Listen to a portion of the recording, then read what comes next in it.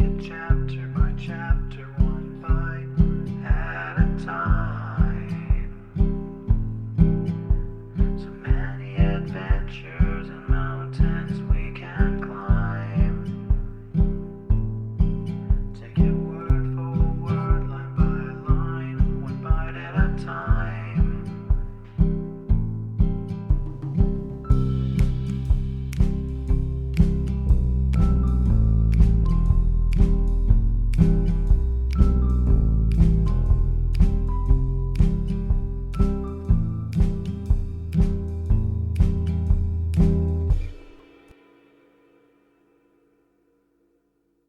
Welcome to Bite at a Time Books, where we read you your favorite classics one bite at a time.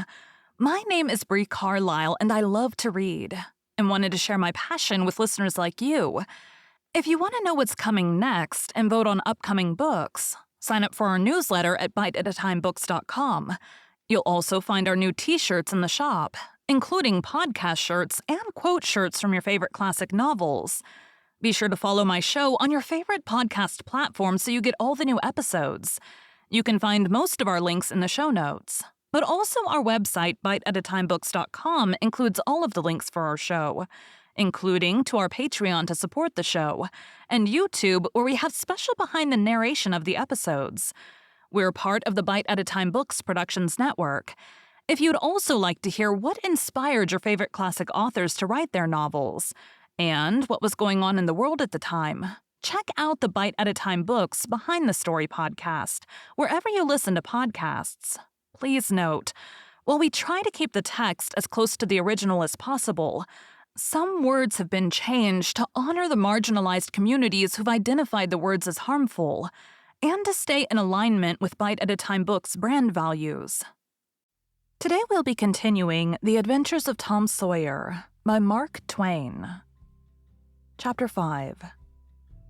About 10:30, the cracked bell of the small church began to ring, and presently the people began to gather for the morning sermon. The Sunday school children distributed themselves about the house and occupied pews with their parents, so as to be under supervision.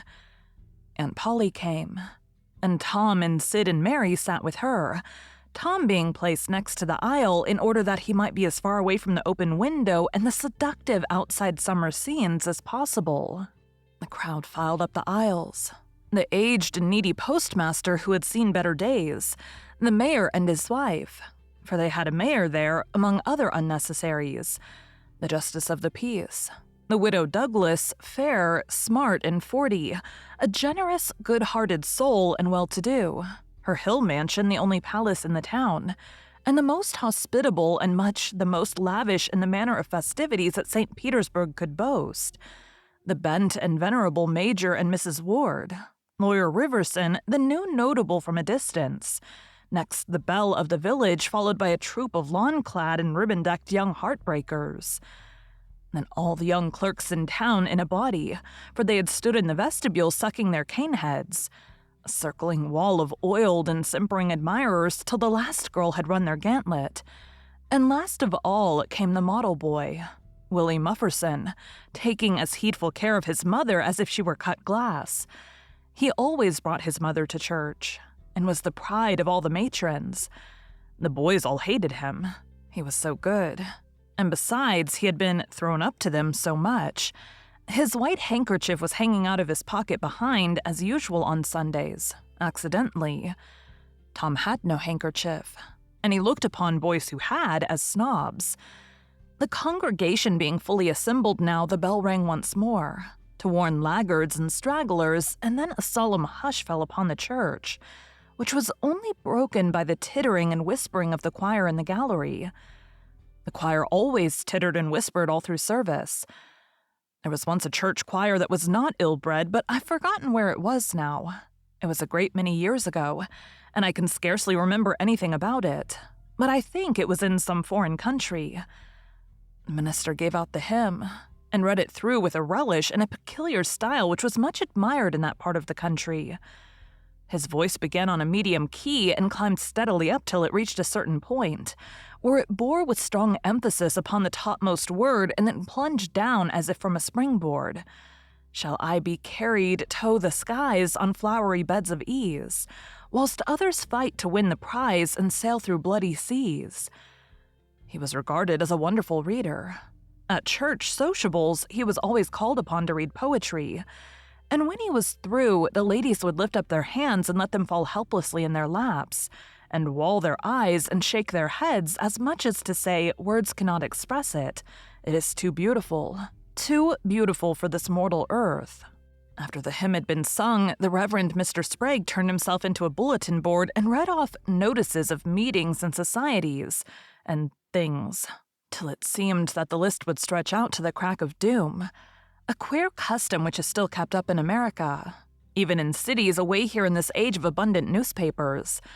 Often, the less there is to justify a traditional custom, the harder it is to get rid of it. And now the minister prayed. A good, generous prayer it was, and went into details.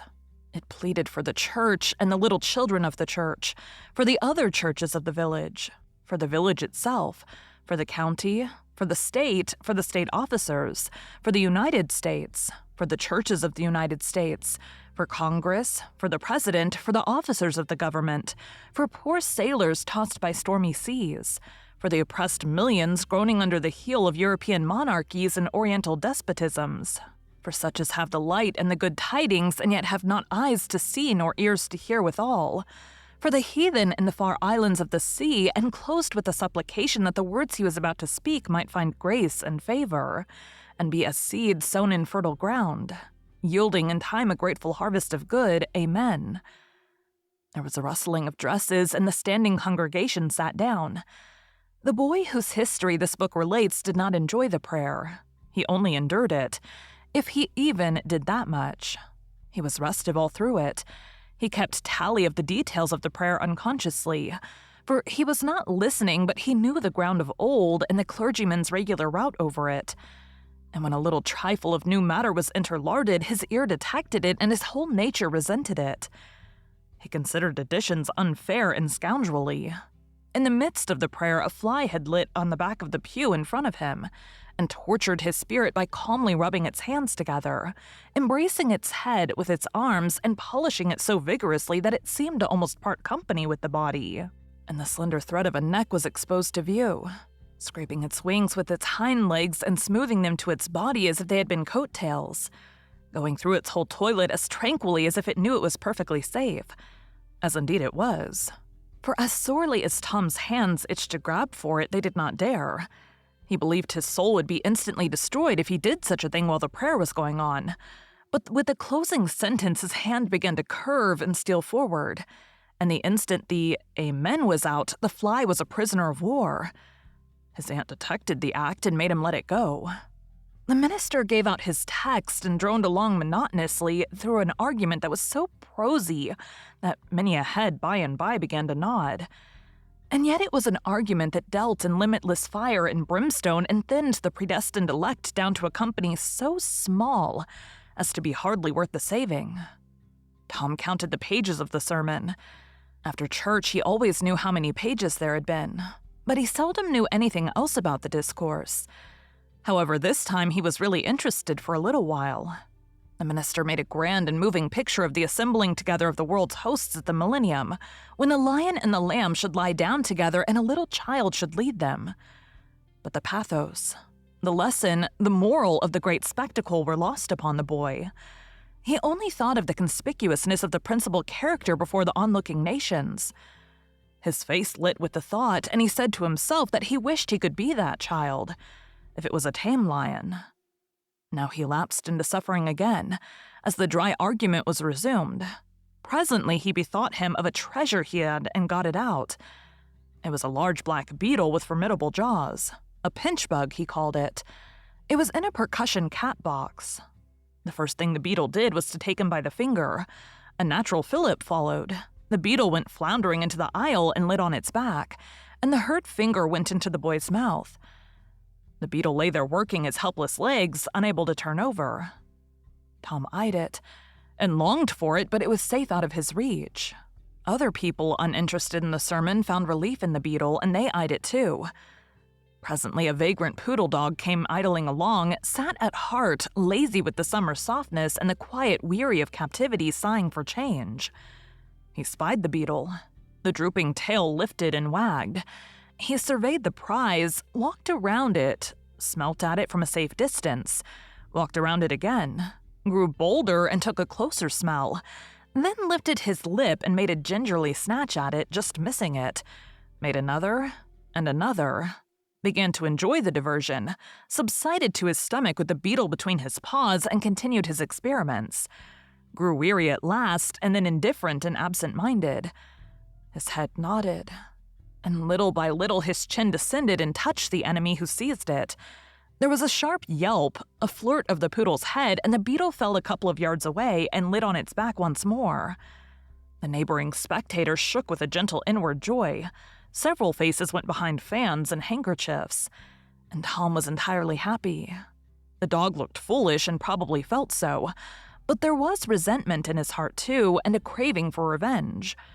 So he went to the beetle and began a wary attack on it again, jumping at it from every point of a circle, lighting with his forepaws within an inch of the creature, making even closer snatches at it with his teeth and jerking his head till his ears flapped again.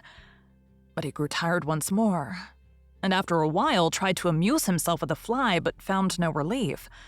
Followed an ant around with his nose close to the floor and quickly wearied of that. Yawned, sighed, forgot the beetle entirely and sat down on it. Then there was a wild yelp of agony and the poodle went sailing up the aisle. The yelps continued and so did the dog. He crossed the house in front of the altar. He flew down the other aisle. He crossed before the doors. He clambered up the home stretch. His anguish grew with his progress till presently he was but a woolly comet moving in its orbit with the gleam and the speed of light. At last this frantic sufferer sheered from its course and sprang into its master's lap. He flung it out of the window, and the voice of distress quickly thinned away and died in the distance. By this time the whole church was red-faced and suffocating with suppressed laughter, and the sermon had come to a dead standstill. The discourse was resumed presently, but it went lame and halting, all possibility of impressiveness being at an end, for even the gravest sentiments were constantly being received with a smothered burst of unholy mirth, under cover of some remote pewback, as if the poor parson had said a rarely facetious thing.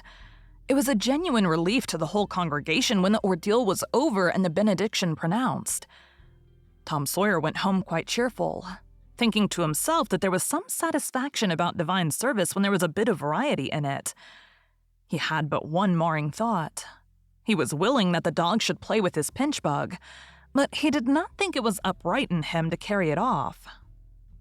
Thank you for joining Bite at a Time Books today, while we read a bite of one of your favorite classics. Again, my name is Bree Carlile, and I hope you come back tomorrow for the next bite of The Adventures of Tom Sawyer.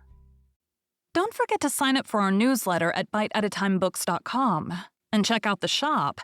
You can check out the show notes or our website, biteatatimebooks.com, for the rest of the links for our show. We'd love to hear from you on social media as well.